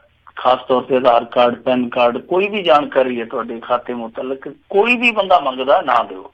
ਔਰ ਇਹਦੇ ਬਾਰੇ ਤੇ ਇੱਥੇ ਸੂਚਨਾਵਾਂ ਵੀ ਜਾਰੀ ਕਰਦੇ ਆ, ਚਾਹੇ ਬੈਂਕ ਹੋਣ ਚਾਹੇ ਬੀਮਿਆਂ ਵਾਲੇ ਹੋਣ। ਉਹ ਕਹਿੰਦੇ ਆ ਕਿ ਕੋਈ ਵੀ ਤੁਹਾਡਾ ਪਾਲਿਸੀ ਨੰਬਰ ਮੰਗਦਾ, ਅਕਾਊਂਟ ਨੰਬਰ ਮੰਗਦਾ, ਪੈਨ ਕਾਰਡ ਨੰਬਰ ਮੰਗਦਾ ਜਾਂ ਆਧਾਰ ਕਾਰਡ ਨੰਬਰ ਮੰਗਦਾ, ਤਾਂ ਕੋਈ ਵੀ ਇਨਫੋਰਮੇਸ਼ਨ ਨਾ ਦਿਓ। ਤੁਹਾਡੇ ਇੱਥੇ ਮੇਰੇ ਖਿਆਲ ਦੇ ਨਾਲ ਅਮਰੀਕਾ ਦੇ ਵਿੱਚ ਵੀ ਇਸ ਤਰ੍ਹਾਂ ਦਾ ਇੱਕ ਮਾਮਲਾ ਪਿੱਛੇ ਜੇ ਆਇਆ ਸਾਹਮਣੇ। ਸੋ ਕਿਤੇ ਵੀ ਇਸ ਤਰ੍ਹਾਂ ਦੀ ਕੋਈ ਕਾਲ ਆਉਂਦੀ ਹੈ ਤੇ ਉਸ ਕਾਲ ਨੂੰ ਰਿਸਪੌਂਡ ਨਾ ਕਰੋ। ਜੇ ਜ਼ਰੂਰੀ ਸਮਝਦੇ ਹੋ ਤਾਂ ਆਪਣੇ ਉਸ ਬੈਂਕ ਨੂੰ ਜਾਂ ਕੋਈ ਵੀ ਤੁਹਾਡਾ ਕੋਈ ਇੰਸ਼ੋਰੈਂਸ ਵਾਲਾ ਕੋਈ ਅਦਾਰਾ, ਉਹਨੂੰ ਅਪਰੋਚ ਕਰ ਲਓ ਨਾਲ ਦੀ ਨਾਲ। ਜੀ ਜੀ ਜੀ। ਅਗਲੀ ਜਿਹੜੀ ਆਪਾਂ ਖਬਰ ਕਰਦੇ ਹਾਂ, ਕਹਿੰਦੇ ਨਰਿੰਦਰ ਮੋਦੀ ਹੁਣਾਂ ਨੇ ਫੇਕ ਫਾਲੋਅਰਸ ਦੇ ਮਾਮਲੇ ਦੇ ਵਿੱਚ ਵੀ ਦੂਜਿਆਂ ਨੂੰ ਪਛਾੜਿਆ। ਆਂਦੇ ਹੁੰਦੇ ਨਾ ਪੰਜਾਬੀ 'ਚ, ਰਹਿਮਤ ਜਾਂਦੀ ਦਾਰੂ ਆ, ਆਦਤ ਸਿਰਾਂ ਦੇ ਨਾਲ। ਭਾਰਤੀ ਜਨਤਾ ਪਾਰਟੀ ਵਾਲਿਆਂ ਦੀ ਬੜੀ ਪੁਰਾਣੀ ਆਦਤ ਹੈ। ਅਡਵਾਨੀ ਨੂੰ ਇਹਨਾਂ ਨੇ ਬਣਾਉਣ ਲਈ ਬਹੁਤ ਵੱਡੀ ਇੱਕ ਮੈਗਜ਼ੀਨ ਦਾ ਚਿਹਰਾ ਬਣਾਉਣ ਲਈ, ਸ਼ਾਇਦ ਟਾਈਮਸ ਸੀਗੀ ਉਸ ਸਮੇਂ ਜਦੋਂ ਬਾਬਰੀ ਮਸਜਿਦ ਤੋੜੀ ਗਈ ਹੈ, ਤਾਂ ਉਹਦਾ Times person of the year ਬਣਾਉਣ ਲਈ ਫੇਕ ਚਿੱਠੀਆਂ ਲਿਖੀਆਂ ਸੀਗੀਆਂ। ਬਾਅਦ ਦੇ ਵਿੱਚ ਸਾਰਾ ਚਿਹਰਾ ਨੰਗਾ ਹੋ ਗਿਆ ਸੀਗਾ। ਇਹ ਬਹੁਤ ਲੰਮੇ ਸਮੇਂ ਤੋਂ ਚੱਲਦਾ ਆਇਆ ਕੰਮ। ਇਹ ਚੀਜ਼ਾਂ ਹੁਣ ਬਦਲ ਕੇ ਇਸ ਰੂਪ ਦੇ ਵਿੱਚ ਆ ਗਈਆਂ ਸਾਡੇ ਸਾਹਮਣੇ ਕਿ ਫੇਕ ਵਿਊਜ਼ ਮਿਲਦੇ ਆ, ਫੇਕ ਜਿਹੜੇ ਫਾਲੋਅਰਸ ਆ ਜਾਂਦੇ ਆ, ਫੇਕ ਆਈਡੀਆਂ ਆ ਜਾਂਦੀਆਂ। ਸੋ ਹੁਣ ਪਿੱਛੇ ਜੇ ਟਵਿੱਟਰ ਨੇ ਇੱਕ ਆਡਿਟ ਵਾਲਾ ਕੰਮ ਸ਼ੁਰੂ ਕੀਤਾ। ਉਸ ਟਵਿੱਟਰ ਆਡਿਟ ਦੀ ਰਿਪੋਰਟ ਛਾਪੀ ਹੈ ਫਸਟ ਪੋਸਟ ਵਾਲਿਆਂ ਨੇ। ਉਹਦੇ ਵਿੱਚ ਕਾਫੀ ਜਿਹੜੀਆਂ ਨਾਮਚੀਨ ਹਸਤੀਆਂ ਨੇ, ਵੱਡੇ ਵੱਡੇ ਲੋਕ ਆ ਜਿਹੜੇ, ਉਹਨਾਂ ਦੇ ਜਿਹੜੇ ਟਵਿੱਟਰ ਖਾਤੇ ਉਹਨਾਂ ਦਾ ਆਡਿਟ ਕੀਤਾ ਗਿਆ। ਉਹਦੇ ਚ ਪ੍ਰਧਾਨ ਮੰਤਰੀ ਸਾਹਿਬ ਸਭ ਤੋਂ ਉੱਤੇ ਨੇ। ਅਸੀਂ ਇਹੋ ਜਿਹੇ ਮਾਮਲਿਆਂ ਚ ਉੱਤੇ ਰਹਿੰਦੇ ਆ, ਚਾਹੇ ਫਰਜ਼ੀ ਡਿਗਰੀ ਵਾਲਾ ਮਸਲਾ ਹੋਵੇ, ਚਾਹੇ ਉਹ ਫਰਜ਼ੀ ਫਿਰ ਫਾਲੋਅਰਸ ਵਾਲਾ ਮਸਲਾ ਹੋਵੇ। ਤਾਂ ਇਹਦੇ ਵਿੱਚ ਹੁਣ ਟੌਪ ਤੇ ਨਰਿੰਦਰ ਮੋਦੀ ਸਾਹਿਬ ਆ। ਉਹਨਾਂ ਦੇ ਜਿਹੜੇ ਫਾਲੋਅਰਸ ਆ, ਉਹਨਾਂ ਦੀ ਜਿਹੜੀ ਪਰਸੈਂਟੇਜ ਦੇਖੀ ਤੇ ਉਹ ਕਹਿੰਦੇ ਕਿ 60% ਜਿਹੜੇ ਇਹਨਾਂ ਦੇ ਖਾਤੇ ਆ ਫਾਲੋਅਰਸ ਦੇ, ਉਹ ਫੇਕ ਆ। ਔਰ ਇਹ ਤੋਂ ਇਲਾਵਾ ਜਿਹੜੇ ਪੋਪ ਫਰਾਂਸਿਸ ਆ, ਉਹਨਾਂ ਦੇ ਜਿਹੜੇ ਖਾਤੇ ਆ ਉਹ 59% ਜਿਹੜੇ ਉਹ ਫਰਜ਼ੀ, ਜਿਹੜੇ ਉਹਨਾਂ ਨੂੰ ਫੋਲੋ ਕਰਦੇ ਆ। ਫਿਰ ਡੋਨਾਲਡ ਟਰੰਪ ਸਾਹਿਬ ਆ ਜਾਂਦੇ, ਕਿਉਂਕਿ ਇਹ ਵੀ ਅੱਜ ਕੱਲ੍ਹ ਮੋਦੀ ਸਾਹਿਬ ਦੇ ਸੰਗ ਸੰਗ ਹੀ ਚੱਲਦੇ ਆ। ਡੋਨਾਲਡ ਟਰੰਪ ਹੈ ਜਿਹੜੇ, ਇਹਨਾਂ ਦੇ 37% ਫੋਲੋਅਰ ਹੈ ਜਿਹੜੇ ਉਹ ਨਕਲੀ ਆ। ਮੈਕਸੀਕੋ ਦੇ ਰਾਸ਼ਟਰਪਤੀ ਪੈਨਾ ਨਿਊਟੋ ਆ, ਉਹ ਇਸ ਕੜੀ ਦੇ ਵਿੱਚ ਇਹਨਾਂ ਤੋਂ ਥੋੜਾ ਜਿਹਾ ਥੱਲੇ ਆ। ਸਾਊਦੀ ਦਾ ਜਿਹੜਾ ਕਿੰਗ ਸਲਮਾਨ ਆ, ਉਹਦੇ ਸਿਰਫ ਤੇ ਸਿਰਫ 8% ਫੋਲੋਅਰ ਜਿਹੜੇ ਫੇਕ ਹੈ, ਯਾਨੀ ਉਹ ਇਹਨਾਂ ਸਾਰਿਆਂ ਤੋਂ ਘੱਟ ਫੇਕ ਫੋਲੋਅਰਸ ਵਾਲਾ। ਹੁਣ ਨਰਿੰਦਰ ਮੋਦੀ ਸਾਹਿਬ ਦਾ ਤੁਹਾਨੂੰ ਮੈਂ ਜਿੱਦਾਂ ਦੱਸਿਆ ਕਿ ਫਰਜ਼ੀ ਸ਼ਬਦ ਦੇ ਨਾਲ ਤੇ ਵੈਸੇ ਹੀ ਇਹਨਾਂ ਦਾ ਜ਼ਿਆਦਾ ਵਿਵਾਦ ਰਿਹਾ। ਹੁਣ ਇਸ ਮਾਮਲੇ ਦੇ ਵਿੱਚ IT ਸੈੱਲ ਜਿਹੜਾ ਭਾਜਪਾ ਦਾ, ਉਹ ਇਹੀ ਪ੍ਰੋਪੇਗੈਂਡਾ ਕਰੇਗਾ ਕਿ ਪ੍ਰਧਾਨ ਮੰਤਰੀ ਨੂੰ ਬਦਨਾਮ ਕੀਤਾ ਜਾ ਰਿਹਾ। ਉਹ ਤਾਂ ਹੈ ਹੀ, ਕਿਉਂਕਿ ਇਹ ਸਾਰਾ ਕੀਤਾ ਕਰਾਇਆ IT ਸੈੱਲ ਦਾ ਹੀ ਹੈ ਨਾ, ਕਿ ਭਾਜਪਾ ਦਾ ਜਿਹੜਾ IT ਸੈੱਲ, ਹੁਣ ਦੇਖੋ ਨਾ ਉਹ IT ਸੈੱਲ ਚੋਂ ਜਿਹੜੇ ਮੁੰਡੇ ਚਲੇ ਜਾਂਦੇ ਆ, ਉਹ ਇੱਕ ਬੀਬੀ ਨੇ ਤਾਂ ਕਿਤਾਬ ਵੀ ਲਿਖੀ ਹੋਈ ਆ, ਹੁਣ 2-3 ਮੁੰਡੇ ਹੋਰ ਆ ਜਿਹੜੇ ਬੋਲਦੇ ਪਏ ਆ ਕਿ ਸਕਰੀਨ ਤੇ ਬੋਲਦੇ ਪਏ ਕਿ ਕਿਸ ਤਰ੍ਹਾਂ ਸਾਰਾ ਪ੍ਰੋਪੇਗੈਂਡਾ ਕੀਤਾ ਜਾਂਦਾ, ਕਿਸ ਤਰ੍ਹਾਂ ਕੰਮ ਕੀਤਾ ਜਾਂਦਾ, ਕਿਸ ਤਰ੍ਹਾਂ ਇਸ਼ੂ ਵਧਾਏ ਜਾਂਦੇ, ਕਿਸ ਤਰ੍ਹਾਂ ਟ੍ਰੈਂਡ ਚਲਾਏ ਜਾਂਦੇ ਆ ਟਵਿੱਟਰ ਤੇ, ਕਿਸ ਤਰ੍ਹਾਂ ਫੇਕ ਆਈਡੀਆਂ ਬਣਾ ਕੇ ਲੋਕਾਂ ਨੂੰ ਤੰਗ ਕੀਤਾ ਜਾਂਦਾ, ਟਾਰਗੇਟ ਕੀਤਾ ਜਾਂਦਾ। ਉਹ ਸਾਰੀਆਂ ਚੀਜ਼ਾਂ ਇੱਕ ਵੱਖਰੀ ਚੀਜ਼ ਹੈ। ਪਰ ਆਹ ਜਿਹੜੀ ਖਬਰ ਹੈ ਇਹਦੇ ਵਿੱਚ ਜੇ ਸੱਚਾਈ ਹੈ, ਜਿਹੜੀ ਕਿ ਹੈ ਸੱਚਾਈ ਤਾਂ ਵੈਸੇ, ਕਿਉਂਕਿ ਟਵਿੱਟਰ ਦਾ ਆਫੀਸ਼ੀਅਲ ਆਡਿਟ ਹੋਇਆ, ਤਾਂ ਇਹਦੇ ਵਿੱਚ ਹੁਣ ਜੇ ਫੋਲੋਅਰਸ ਦੀ ਆਪਾਂ ਗਿਣਤੀ ਦੇਖੀਏ ਤੇ ਉਹਨਾਂ ਦੇ 4 ਕਰੋੜ ਫੋਲੋਅਰਸ ਹੈ ਮੋਦੀ ਸਾਹਿਬ ਦੇ, ਤੇ ਜੇ 60% ਆਪਾਂ ਫੇਕ ਮੰਨ ਕੇ ਚੱਲੀਏ, ਇਹਦਾ ਮਤਲਬ ਹੈ ਕਿ 2 ਕਰੋੜ ਤੋਂ ਵੱਧ ਉਹਨਾਂ ਦੇ ਜਿਹੜੇ ਫੋਲੋਅਰਸ ਆ ਫੇਕ ਆ। ਤਾਂ ਫਿਰ ਤੁਸੀਂ ਆਪ ਹੀ ਦੇਖੋ ਕਿ ਉਹਨਾਂ ਦੀ ਜਿਹੜੀ ਭਰੋਸੇਯੋਗਤਾ ਛਵੀ ਹੈ, ਜਿਹੜੀ ਜਿਹਦੇ ਬਾਰੇ ਕਿਹਾ ਜਾਂਦਾ ਕਿ ਉਹ ਪੂਰੇ ਭਾਰਤ ਦੀ ਪਸੰਦ ਆ, ਫਿਰ ਫੋਲੋਅਰਸ ਦੇ ਆਧਾਰ ਤੇ ਨਹੀਂ ਕਿਹਾ ਜਾ ਸਕਦਾ ਕਿ ਪੂਰੇ ਭਾਰਤ ਦੀ ਪਸੰਦ ਨੇ। ਇੱਥੇ ਤੇ ਉਹ ਪੂਰੇ ਟਵਿੱਟਰ ਦੇ ਜਿਹੜੇ ਫੋਲੋਅਰਸ ਜਿਹੜੇ ਹੁੰਦੇ ਆ ਅਕਾਊਂਟ, ਉਹਨਾਂ ਦੇ ਵੀ ਚਿਹਤੇ ਨਹੀਂ ਹੈ। ਦੂਜੀ ਚੀਜ਼ ਇਹ ਆ ਕਿ ਦੇਖੋ ਆਧਾਰ ਕਾਰਡ ਦੀ ਆਪਾਂ ਗੱਲ ਕੀਤੀ ਆ, ਮੇਰੇ ਖਿਆਲ ਦੇ ਨਾਲ ਜੇ ਆਧਾਰ ਕਾਰਡ ਇਹਨਾਂ ਨੇ ਲਾਜ਼ਮੀ ਕਰ ਦਿੱਤਾ ਤੇ ਫੋਲੋਅਰਸ ਤੇ ਹੋਰ ਵੀ ਘੱਟ ਸਕਦੇ, ਜਿਸ ਹਿਸਾਬ ਨਾਲ ਇਹ ਆਡਿਟ ਸ਼ਾਡਿਟ ਚੱਲਦੇ ਪਏ ਆ। ਜੀ ਜੀ, ਬਿਲਕੁਲ ਬਿਲਕੁਲ। ਅਗਲੀ ਜਿਹੜੀ ਖਬਰ ਉਸ ਦੇ ਵੱਲ ਵੱਧਦੇ ਆ। ਵਿਦਿਆਰਥੀ ਨੇ ਲੈਕਚਰਰ ਗੋਲੀਆਂ ਦੇ ਨਾਲ ਭੁੰਨਿਆ। ਇਹ ਹਰਿਆਣੇ ਦੇ ਵਿੱਚੋਂ ਦਿਲ ਦਹਿਲਾਉਣ ਵਾਲੀ ਘਟਨਾ ਸਾਹਮਣੇ ਆਈ ਆ ਜੀ। ਦੱਸਦੇ ਆ ਕਿ ਉੱਥੇ ਇੱਕ ਪਿੰਡ ਆ ਸੋਨੀਪਤ ਦੇ ਲਾਗੇ ਪਿਪਲੀ, ਉੱਥੇ ਦੇ ਦਲਬੀਰ ਸਿੰਘ ਸਰਕਾਰੀ ਮਹਾਵਿਦਿਆਲਿਆ ਦੇ ਵਿਦਿਆਰਥੀ ਨੇ ਆਪਣੇ ਹੀ ਕਾਲਜ ਦੇ ਲੈਕਚਰਰ ਨੂੰ 3 ਗੋਲੀਆਂ ਮਾਰੀਆਂ। ਗੋਲੀਆਂ ਉਦੋਂ ਮਾਰੀਆਂ ਜਦੋਂ ਲੈਕਚਰਰ ਰਜੇਸ਼ ਕਲਰਕ ਦੇ ਕਮਰੇ ਦੇ ਵਿੱਚ ਮੌਜੂਦ ਸੀ। ਉੱਥੇ ਇਹ ਗਿਆ ਪਿਸਤੌਲ ਲੈ ਕੇ ਮੁੰਡਾ, ਔਰ ਇਹਦਾ ਨਾਂ ਜਗਮਾਲ ਸੀਗਾ। ਜਗਮਾਲ ਨੇ ਜਾਂਦੇ 3 ਫਾਇਰ ਕੀਤੇ ਆ, 3 ਫਾਇਰ ਲੱਗੇ ਆ। ਉਹ ਕਾਲਜ ਦਾ ਪ੍ਰੋਫੈਸਰ ਜਿਹੜਾ ਥਾਂ ਹੀ ਮਰ ਗਿਆ। ਇਹ ਉੱਥੋਂ ਦੌੜ ਗਿਆ। ਲੋਕਾਂ ਦਾ ਉੱਥੇ ਡਰ ਡਰ ਕੇ ਬਹੁਤ ਬੁਰਾ ਹਾਲ ਹੋਇਆ ਪਿਆ। ਜਿਹੜੇ ਵਿਚਾਰੇ ਪਿੱਛੇ ਵਿਲਕਦੇ ਰਹਿ ਗਏ ਆ, ਉਹਦੇ ਪਰਿਵਾਰ ਦੇ ਜੀ ਜਿਹੜਾ ਮਰ ਗਿਆ, ਉਹਨਾਂ ਦਾ ਬੁਰਾ ਹਾਲ ਤੇ ਹੋਣਾ, ਪਰ ਜਿਨ੍ਹਾਂ ਨੇ ਉਹ ਚੀਜ਼ ਦੇਖੀ ਅੱਖੀਂ, ਉਹ ਵੀ ਉੱਥੇ ਬਹੁਤ ਡੇਲੇ ਹੋਏ ਆ। ਸੋ ਇਸ ਘਟਨਾ ਦਾ ਕੀ ਕਾਰਨ ਸੀਗਾ, ਕੀ ਵਜ੍ਹਾ ਰਹੀ ਆ, ਕੀ ਰੰਜਿਸ਼ ਸੀਗੀ, ਕਿੱਥੋਂ ਇਹ ਗੱਲ ਸ਼ੁਰੂ ਹੋਈ ਆ, ਇਹਦੇ ਬਾਰੇ ਹਾਲੇ ਸਸਪੈਂਸ ਹੀ ਆ। ਇਹਦੇ ਬਾਰੇ ਭੇਤ ਬਰਕਰਾਰ ਆ। ਇਹ ਕਾਰਨ ਕੀ ਸੀਗਾ ਉਹ ਹਾਲੇ ਸਮਝ ਤੋਂ ਬਾਹਰ ਆ। ਹਾਲੇ ਉਹਦੇ ਬਾਰੇ ਕੋਈ ਵੀ ਖੁਲਾਸਾ ਨਹੀਂ ਹੋਇਆ ਅਧਿਕਾਰਤ ਤੌਰ ਤੇ। ਪਰ ਕਾਰਨ ਜੋ ਮਰਜ਼ੀ ਰਹੇ ਹੋਣ, ਇਸ ਤਰ੍ਹਾਂ ਦੀਆਂ ਘਟਨਾਵਾਂ ਔਰ ਲਗਾਤਾਰ ਵਾਪਰਨੀਆਂ, ਇਹ ਬਹੁਤ ਖਤਰਨਾਕ ਹੋ ਰਿਹਾ ਸਾਡੇ ਇੱਥੇ। ਹੁਣ ਦੇਖੋ ਨਾ, ਮਹਿੰਦਰਗੜ੍ਹ ਦੇ ਵਿੱਚੋਂ ਹਰਿਆਣੇ ਦੇ ਅੰਦਰੋਂ ਇੱਕ ਖਬਰ ਆਈ ਸੀਗੀ, ਇੱਕ ਵਿਦਿਆਰਥੀ ਨੇ ਆਪਣੇ ਟੀਚਰ ਤੇ ਕੁਹਾੜੇ ਨਾਲ ਹਮਲਾ ਕਰ ਦਿੱਤਾ ਸੀਗਾ, ਔਰ ਜਿਹੜਾ ਟੀਚਰ ਸੀ ਉਹ ਸਕੂਲ ਦਾ ਟੀਚਰ ਸੀਗਾ। ਹੁਣ ਵਿਦਿਆਰਥੀ ਦੀ ਜ਼ਾਰਾ ਜੀ ਗੱਲ ਹੈ ਕਿ ਸਕੂਲ ਦਾ ਹੀ ਵਿਦਿਆਰਥੀ ਹੋਊਗਾ ਕਿ ਸਕੂਲ ਦਾ ਵਿਦਿਆਰਥੀ ਇੱਕ ਟੀਚਰ ਤੇ ਕੁਹਾੜੇ ਨਾਲ ਹਮਲਾ ਕਰਦਾ, ਉਹਦਾ ਸਿਰ ਦਫਾੜ ਕਰ ਦਿੰਦਾ ਜਿਵੇਂ ਲੱਕੜ ਪਾੜੀ ਦੀ ਆ। ਦੂਜੀ ਘਟਨਾ ਵਾਪਰੀ ਥੋੜੇ ਦਿਨ ਪਹਿਲਾਂ ਹੀ, ਤੁਹਾਨੂੰ ਸ਼ਾਇਦ ਯਾਦ ਹੋਣਾ, ਚੇਤੇ ਹੋਣਾ, ਜੇ ਨਹੀਂ ਤੇ ਮੈਂ ਕਰਾ ਦਿੰਦਾ। ਇੱਕ ਸਕੂਲੀ ਵਿਦਿਆਰਥੀ ਆਪਣੀ ਪ੍ਰਿੰਸੀਪਲ ਨੂੰ ਸਕੂਲ ਦੇ ਵਿੱਚ ਜਾ ਕੇ ਭੁੰਨ ਆਇਆ ਸੀਗਾ, ਔਰ ਉਹਨੇ 9 ਗੋਲੀਆਂ ਮਾਰੀਆਂ ਸਨ। ਔਰ ਉਹ ਜਿਹੜੀ ਪ੍ਰਿੰਸੀਪਲ ਸੀਗੀ ਉਹ ਸਾਡੇ ਇੱਥੋਂ ਲੁਧਿਆਣੇ ਦੀ ਸੀ, ਵਿਆਹੀ ਉੱਥੇ ਹਰਿਆਣੇ ਦੇ ਵਿੱਚ ਸੀ। ਆਹ ਤੀਜੀ ਘਟਨਾ ਹਿਸਾਬ ਲਾ ਲਓ ਕਿ 4-5 ਹਫ਼ਤਿਆਂ ਦੇ ਵਿੱਚ ਵਾਪਰ ਗਈ ਆ। ਸਾਡੇ ਪੰਜਾਬ ਦੇ ਵਿੱਚ ਵੀ ਇਸ ਤਰ੍ਹਾਂ ਦੀਆਂ ਘਟਨਾਵਾਂ ਕਦੇ ਕਦੇ ਵਾਪਰ ਜਾਂਦੀਆਂ, ਪਰ ਹਰਿਆਣੇ ਦੇ ਵਿੱਚ ਉਹ ਸਿਲਸਿਲੇਵਾਰ ਘਟਨਾ ਦਾ ਵਾਪਰਨਾ ਬਹੁਤ ਹੈਰਾਨ ਕਰਦਾ। ਇਸ ਮਾਮਲੇ ਦੇ ਵਿੱਚ ਹੁਣ ਦੇਖੋ, ਇਹ ਰਿਸ਼ਤਾ ਜਿਹੜਾ ਗੁਰੂ ਚੇਲੇ ਦਾ, ਇਹ ਕਿਤੇ ਨਾ ਕਿਤੇ ਪ੍ਰਭਾਵਿਆ ਗਿਆ, ਕਿਤੇ ਨਾ ਕਿਤੇ ਗ੍ਰਹਿਣਿਆ ਗਿਆ। ਇਹਦੇ ਵਿੱਚ ਕੋਈ ਸ਼ੱਕ ਨਹੀਂ, ਕੋਈ ਦੋ ਰਾਏ ਨਹੀਂ ਹੈ। ਉਹ ਕਿਸੇ ਨੇ ਆਖਿਆ ਸੀ ਨਾ, ਟੂਟੇ ਤੋਂ ਬੜੇ ਚੁਭਤੇ ਹੈ ਕਿਆ ਕਾਚ ਕਿਆ ਰਿਸ਼ਤੇ। ਸੋ ਇਹ ਰਿਸ਼ਤਾ ਜਿਹੜਾ ਟੁੱਟਿਆ ਗੁਰੂ ਚੇਲੇ ਵਾਲਾ, ਹੁਣ ਪਤਾ ਨਹੀਂ ਕੀ ਕਾਰਨ ਹੈ, ਕੀ ਵਜ੍ਹਾ ਕਿ ਇਹ ਗੋਲੀਆਂ ਤੱਕ ਚਲੇ ਗਿਆ। ਅੱਗੇ ਚਲੋ ਹੱਦ ਗਾਲਾਂ ਤੱਕ ਹੁੰਦਾ ਸੀਗਾ, ਤਾਂ ਗਾਲਾਂ ਤੋਂ ਗੋਲੀਆਂ ਤੱਕ ਚਲੇ ਗਿਆ। ਇਹ ਕਿਹੜੀ ਵਜ੍ਹਾ ਰਹੀ ਹੈ? ਕਿਉਂ ਐਡਾ ਵੱਡਾ ਖੱਪਾ ਬਣ ਗਿਆ? ਸਮਝ ਤੋਂ ਪਰੇ ਦੀ ਗੱਲ ਆ। ਕਿਉਂ ਵਿਦਿਆਰਥੀ ਹੁਣ ਸਿੱਧੀਆਂ ਗੋਲੀਆਂ ਜਾ ਕੇ ਮਾਰਨ ਲੱਗ ਪਏ ਆ? ਅਮਰੀਕਾ 'ਚੋਂ ਅਸੀਂ ਇਸ ਤਰ੍ਹਾਂ ਦੀਆਂ ਖਬਰਾਂ ਸੁਣਦੇ ਸਾਂ, ਹੁਣ ਸਕੂਲਾਂ ਕਾਲਜਾਂ 'ਚ ਇੱਥੇ ਵੀ ਠਾਹ ਹੋਣ ਲੱਗ ਪਈ ਆ। ਸੋ ਇਹ ਧਿਆਨ ਦੇਣ ਦੀ ਜ਼ਰੂਰਤ ਆ। ਜਿਹੜੇ ਸਾਡੇ ਐਜੂਕੇਸ਼ਨਲ ਸਿਸਟਮ ਨੂੰ ਚਲਾਉਣ ਵਾਲੇ ਲੋਕ ਆ, ਉਹਨਾਂ ਨੂੰ ਵੇਖਣਾ ਚਾਹੀਦਾ ਕਿ ਆਖਿਰ ਇਹ ਸਭ ਕੁਛ ਕਿਉਂ ਵਾਪਰਦਾ ਪਿਆ। ਔਰ ਦੂਜੀ ਚੀਜ਼ ਇਹ ਆ ਕਿ ਵਿਦਿਆਰਥੀਆਂ ਕੋਲ ਅਸਲਾ ਕਿਵੇਂ ਆ ਰਿਹਾ।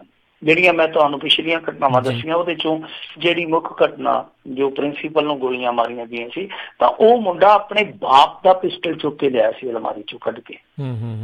ਤਾਂ ਹੁਣ ਇਸ ਮਾਮਲੇ 'ਚ ਜੇ ਮੰਨ ਲਓ ਉਹ ਇਹ ਵਿਦਿਆਰਥੀ ਵੀ ਘਰੋਂ ਲੈ ਕੇ ਆਇਆ ਆਪਣੇ ਬਾਪ ਦਾ ਲਾਇਸੈਂਸੀ ਰਿਵਾਲਵਰ ਜਾਂ ਕੁਛ ਵੀ ਹੈ, ਤਾਂ ਫਿਰ ਇਹ ਜ਼ਿੰਮੇਵਾਰੀ ਮਾਪਿਆਂ ਦੀ ਵੀ ਬਣਦੀ ਹੈ ਨਾ ਕਿ ਵਿਦਿਆਰਥੀ ਹੈ ਜਿਹੜੇ ਜਾਂ ਉਹਨਾਂ ਦੇ ਧੀ ਪੁੱਤਰ ਹੈ ਜਿਹੜੇ, ਉਹਨਾਂ ਤੇ ਨਿਗਾਹ ਰੱਖੀ ਜਾਵੇ, ਖਾਸ ਤੌਰ ਤੇ ਹਥਿਆਰ ਨੂੰ ਸਾਂਭ ਕੇ ਰੱਖਿਆ ਜਾਵੇ। ਸੋ ਇਹ ਦੋਹਰੀ ਇੱਕ ਮੇਰੇ ਖਿਆਲ ਦੇ ਨਾਲ ਚੁਣੌਤੀ ਆ, ਇੱਕ ਪਾਸੇ ਮਾਪਿਆਂ ਲਈ ਚੁਣੌਤੀ ਔਰ ਦੂਸਰੇ ਪਾਸੇ ਜਿਹੜੇ ਇੱਥੇ ਬੁੱਧੀਜੀਵੀ ਸਿੱਖਿਆ ਦੇ ਢਾਂਚੇ ਨੂੰ ਚਲਾਉਂਦੇ ਉਹਨਾਂ ਲਈ ਵੀ ਚੁਣੌਤੀ ਹੈ ਕਿ ਇਹਨਾਂ ਘਟਨਾਵਾਂ ਨੂੰ ਕਿਸ ਤਰ੍ਹਾਂ ਰੋਕਿਆ ਜਾਵੇ। ਜੀ ਜੀ ਜੀ ਅਗਲੀ ਜਿਹੜੀ ਆਪਾਂ ਗੱਲ ਕਰਦੇ ਹਾਂ ਮਿੰਟੂ ਜੀ, ਵੀ ਪੰਜਾਬ ਸਰਕਾਰ ਦੀ ਨਵੀਂ ਸ਼ਰਾਬ ਨੀਤੀ ਨੂੰ ਕੈਬਨਿਟ ਵੱਲੋਂ ਪ੍ਰਵਾਨਗੀ। ਦੇਖੋ ਇਹ ਨਵੀਂ ਸ਼ਰਾਬ ਨੀਤੀ ਵੀ ਆਧਾਰ ਕਾਰਡ ਦੇ ਵਾਂਗੂ ਖੁਸ਼ਖਬਰੀ ਲੈ ਕੇ ਆਈ ਆ ਔਰ ਖਾਸ ਤੌਰ ਤੇ ਜਿਹੜੇ ਦੇਸੀ ਸ਼ਰਾਬੀ ਆ ਉਹਨਾਂ ਲਈ ਤੇ ਬਹੁਤ ਵਧੀਆ ਖਬਰ ਆ, ਕਿਉਂਕਿ ਇਹਨਾਂ ਨੇ ਦੇਸੀ ਸ਼ਰਾਬ ਦੇ ਰੇਟ ਜਿਹੜੇ ਉਹ ਤੋੜ ਦਿੱਤੇ ਆ। ਵੈਸੇ ਤੇ ਉਹ 31 ਮਾਰਚ ਨੂੰ ਖੁਸ਼ੀ ਵਾਲਾ ਦਿਹਾੜਾ ਹੁੰਦਾ ਨਾ ਸ਼ਰਾਬੀਆਂ ਦਾ, ਠੇਕੇ ਟੁੱਟਦੇ ਆ ਜਦੋਂ, ਤਾਂ ਇਹਨਾਂ ਨੇ ਪਹਿਲਾਂ ਹੀ ਇਹਨਾਂ ਦੀ ਖੁਸ਼ਖਬਰੀ ਦੇ ਦਿੱਤੀ ਹੈ ਕਿ 20% ਤੱਕ ਰੇਟ ਜਿਹੜੇ ਆ ਘੱਟ ਜਾਣਗੇ। ਮਤਲਬ ਜੇ 200 ਦੀ ਬੋਤਲ ਸੀ ਤੇ 160 ਦੀ ਰਹਿ ਜਾਣੀ ਆ, ਤੇ ਸ਼ਰਾਬੀ ਨੇ ਇਹ ਨਹੀਂ ਵੇਖਣਾ ਕਿ 40 ਬਚਦੇ ਨੇ, ਕਹਿਣਾ ਕਿ ਨਾਲ ਪਵਾ ਹੋਰ ਆ ਜਾਣਾ ਐਕਸਟਰਾ, ਯਾਨੀ ਉਹਨੇ ਪੈਸੇ 'ਚ ਸਵਾ ਬੋਤਲ ਆ ਜਾਣੀ ਆ। ਉਹਦਾ ਸਿੱਧਾ ਹਿਸਾਬ ਆ, ਉਹਨੇ ਪਰਸੈਂਟੇਜ ਇਸ ਹਿਸਾਬ ਨਾਲ ਕੱਢ ਲੈਣੀ ਆ। ਤਾਂ ਦੋ ਚੀਜ਼ਾਂ ਹੋਰ ਵੀ ਨੇ ਇਸ ਪਾਲਿਸੀ ਦੇ ਵਿੱਚ ਜਿਹਦੇ ਤੇ ਮੋਹਰ ਲੱਗੀ ਆ। ਇੱਕ ਤੇ ਇਹ ਹੈ ਕਿ ਇਹਨਾਂ ਨੇ ਕੋਟਾ ਘਟਾਉਣ ਦਾ ਫੈਸਲਾ ਕੀਤਾ, ਜਿਹੜਾ ਕਿ ਮੇਰੇ ਖਿਆਲ ਦੇ ਨਾਲ ਇੱਕ ਚੰਗੀ ਗੱਲ ਆ। ਇਹਨਾਂ ਨੇ ਐਤਕੀ ਫਿਰ ਮੇਰੇ ਖਿਆਲ ਦੇ ਨਾਲ 30% ਤੋਂ ਵੱਧ ਕੋਟਾ ਘਟਾਉਣ ਦਾ ਯਤਨ ਕੀਤਾ ਔਰ ਇਸ ਤੋਂ ਇਲਾਵਾ ਮਨੋਪਲੀ ਤੋੜੀ ਆ, ਜਿਹੜੀ ਕਿ ਬਹੁਤ ਸਵਾਗਤਯੋਗ ਗੱਲ ਆ। ਦੇਖੋ ਅੱਗੇ ਸਾਰੇ ਕਾਰੋਬਾਰ ਨੂੰ, ਜਿੰਨਾ ਪੰਜਾਬ ਦਾ ਟੋਟਲੀ ਕਾਰੋਬਾਰ ਸੀਗਾ ਸ਼ਰਾਬ ਦਾ, ਉਹਨੂੰ ਸਾਂਭਦੇ ਸਨ 85 ਦੇ ਕਰੀਬ ਠੇਕੇਦਾਰ, ਯਾਨੀ ਪੂਰੇ ਪੰਜਾਬ ਦਾ ਕਾਰੋਬਾਰ ਜਿਹੜਾ 85 ਬੰਦਿਆਂ ਦੇ ਹੱਥ ਸੀ। ਔਰ ਐਤਕੀ ਇਹ ਲਿਆ ਰਹੇ ਆ 700 ਬੰਦਾ, ਔਰ ਇਹਦੇ 'ਚ ਇਹਨਾਂ ਨੇ ਇਹ ਪ੍ਰਬੰਧ ਕੀਤਾ ਗਿਆ ਕਿ 5 ਕਰੋੜ ਤੋਂ ਵੱਧ ਦੀ ਕੋਈ ਇੱਕ ਬੰਦਾ ਇਨਵੈਸਟਮੈਂਟ ਨਹੀਂ ਕਰੇਗਾ।